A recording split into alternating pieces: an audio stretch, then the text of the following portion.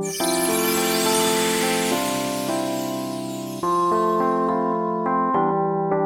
し、ルカのおかげで今なら納得のいく歌詞が書ける気がする。花野ちゃんたちの心に届く歌詞が。花野がいつまでも新しい家族と向き合えないのは、前の家族が俺がそばにいるせいじゃないかって。将来のことを考えたら、新しい家族ともっと心を開いて話せるようになった方がいいと思うんです。だから今日もう会うのはやめようと言いました。お互い大事で思い合ってるのに気持ちが伝わらないなんて。状況とかそういうのは全然違う。でも思いが伝わらなくて、すれ違って一緒にいられないことの苦しさはわかるから。あ、志保。話しかけないでって言ったでしょ。あ、花見、よかったら一緒にお昼。ごめん、一人で食べたい気分だから。一人って、もしかして何か。本当にごめん。それじゃあ。花見。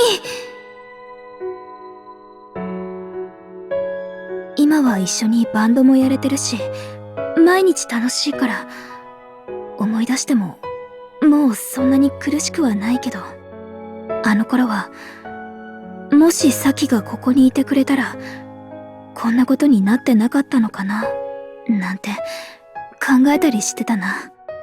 でもサキだってあの頃は。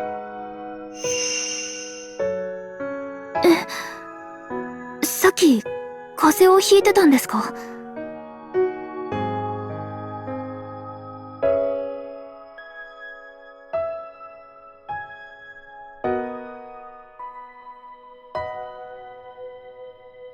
はい。いっ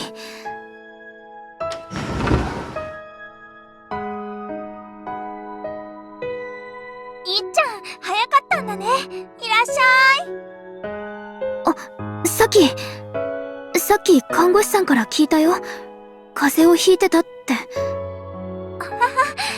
実はそうなの。鼻がせっかくムズムズするタイプの風邪をもらっちゃったみたいで、もうくしゃみが止まらなくって鼻たくさん噛んじゃったんだよね。まだちょっと赤くなってたりして。大丈夫、赤くないよ。ほんと？よかった。赤鼻のトナカイって言われたらどうしようって思ってたんだ。全然変わらないな、サキは。でも無理してるんじゃないかな。私に心配をかけないように。あ、ねえねえ、お母さんがお見舞いにおやつくれたの、一緒に食べない？ありがとう、サキ。でもそろそろ帰るよ。体力的にも精神的にも疲れが残ってるって看護師さんも言ってたし、無理してほしくない。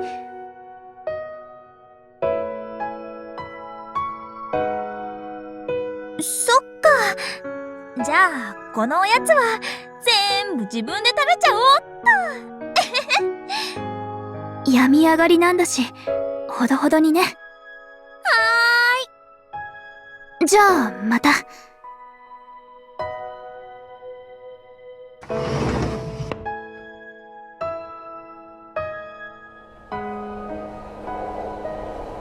乗り換えの時間は大丈夫そう。はあ、もっとサキと話したかったな。はあ、ミクの曲聴こうかな。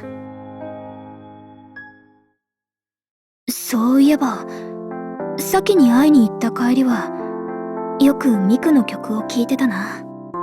本当にいろんな曲があるから動画サイトで順番に見ていくだけでもあっという間に時間が経って、何度か降りる駅通り過ぎちゃって乗り換えがギリギリになったりしたな。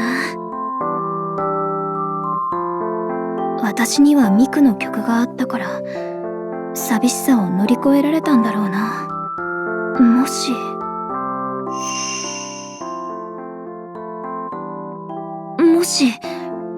私たちがあの二人のミクになれたら、さすがにそれは難しいかな。でもせめて私たちの曲を届けなくちゃ。よし、書こう。